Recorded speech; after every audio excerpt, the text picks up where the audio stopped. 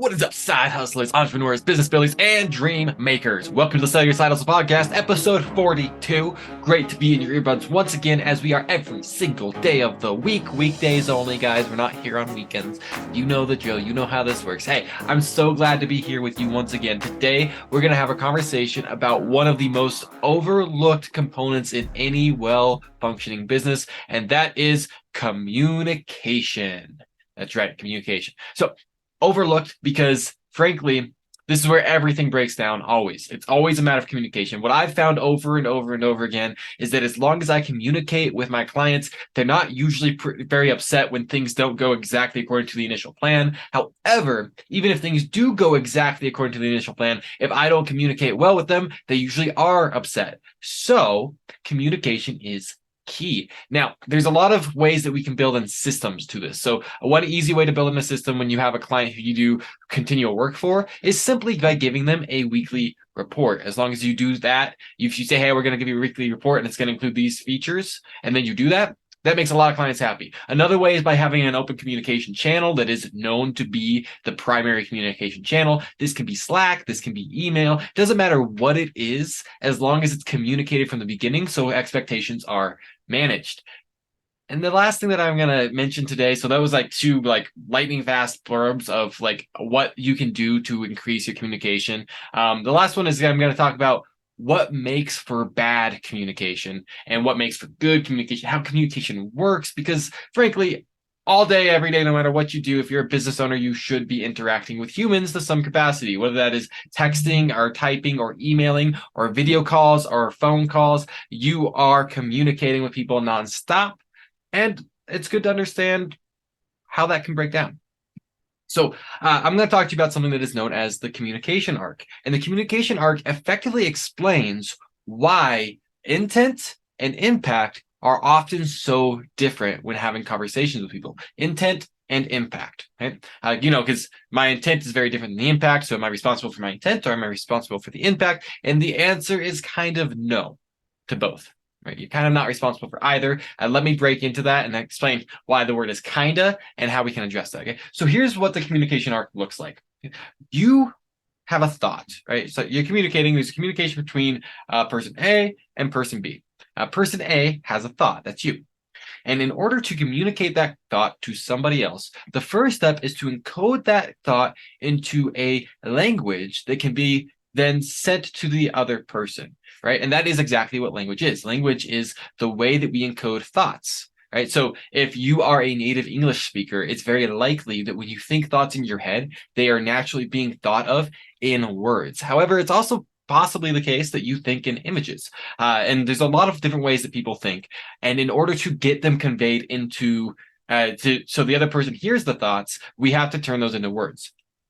So that's the encoding process. Then we transmit that thought to the other person. Now, when you transmit a thought, that's going to be transmitted through whatever medium you're using in that moment. For instance, right now, because it's a podcast, I am using a medium of sound, right? You can hear my thoughts. You can hear the words that I'm saying. And so that's the medium they're being transmitted through. Sometimes they're transmitted through written word when we send a text or an email or anything like that. So you're going to transmit the message that has been encoded. The thought's been encoded, then that encoded message is transmitted to the other participant, to person B. Person B then receives that message, whether it's by hearing it or whether it's by reading it. They receive the message. And then, in their mind, they decode those thoughts. They decode them and try to pull the meaning back out of them.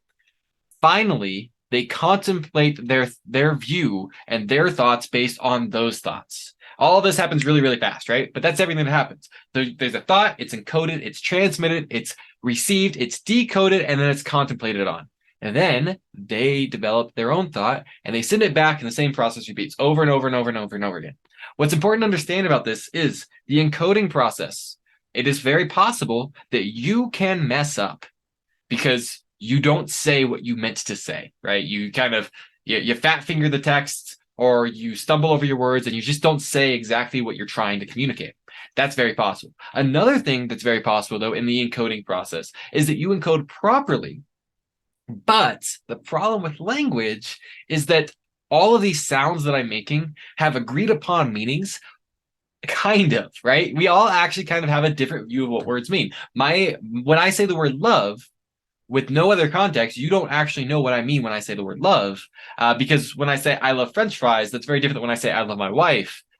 So what am I talking about when I use the word love? And when I'm using that word, I know what I think I mean, but your definition might be different, right? So there's two possible error points in the encoding process. I could communicate something that actually means something differently than what I'm trying to say, and that was a mistake on my end that I'm conscious of. Or I could encode it into a language that actually means something different to the recipient, right? So there's two ways that can happen. Now, when you're transmitting, things can be lost in transit. Right? If we're communicating through sound and it's not being recorded, you could mishear me, or you could not hear me at all, or there should be something else that distracts you so you're not paying attention for a moment. All these things can happen so that the transmission is interrupted, which means as a result, you don't receive the full scope of what was trying to be communicated. And then the decoding process is where that error of words meaning different things shows up again. You could decode it differently, right? So all of these steps that I just mentioned, the encoding process, the transmitting process, the receiving process, and the decoding process, all of them have room for error, for miscommunication to occur. So then the question becomes, if miscommunication does occur, who is at fault? Well, technically speaking, most of the processes that I just described are actually independent of any individual, which means the individual isn't at fault. If I've said something poorly and I know I said something poorly, I'm at fault. But if my definition of word is different than your definition of word, I'm not necessarily at fault, and neither are you, right? If you didn't hear it, maybe it's because you let yourself get distracted, so you feel like you're at fault. But that doesn't mean that you actually are at fault. And even if you are at fault, then your responsibility would just be, hey, can you say that again, right? But all these steps involve these processes where there can be miscommunication and communication gaps where neither party is at fault, which means both parties are therefore liable for proper communication. It's just as important on my end as it is on your end, especially because so often this miscommunication happens without either side being consciously aware of it. Something's been encoded wrong, or transmitted poorly, or received poorly, or decoded wrong, but we think we understand each other. So it's important in those moments to have these kind of catches and that are kind of designed as systems to bring us back to a clarity where we just say things like, can you repeat that back to me? Did that make sense to you? Okay. So if I hear you correctly, what you're saying is, right, these kind of checks never guarantee anything. It's actually impossible. It's called the two tower problem, or the two castle problem, or two kings problem. It's actually technically impossible to know for a fact that anything has been communicated perfectly. That being said, having checks like that in place is a way that you can dramatically increase your communication, decrease your misunderstandings, and therefore increase the efficiency and productivity of your business, as well as any other aspect in life where you happen to communicate with other humans. Hey guys, thank you so much for letting me talk to you today. This is something I'm actually really passionate about. The very first thing I ever got published in my life was a small little workbook, a small little booklet that very ugly cover. It actually has a new cover now. If you order it, it's like $10, I think. I don't know why I charge this on Amazon. And as far as I know, the communication arc, the only place that it's ever been published is inside this guy. It's called the Personal Marketing Booklet. So I was really cool to be able to share that with you. That's something that I haven't done for a while, haven't talked about for a while. Yeah, I love you guys so much. I'll be back in your buds tomorrow. God bless.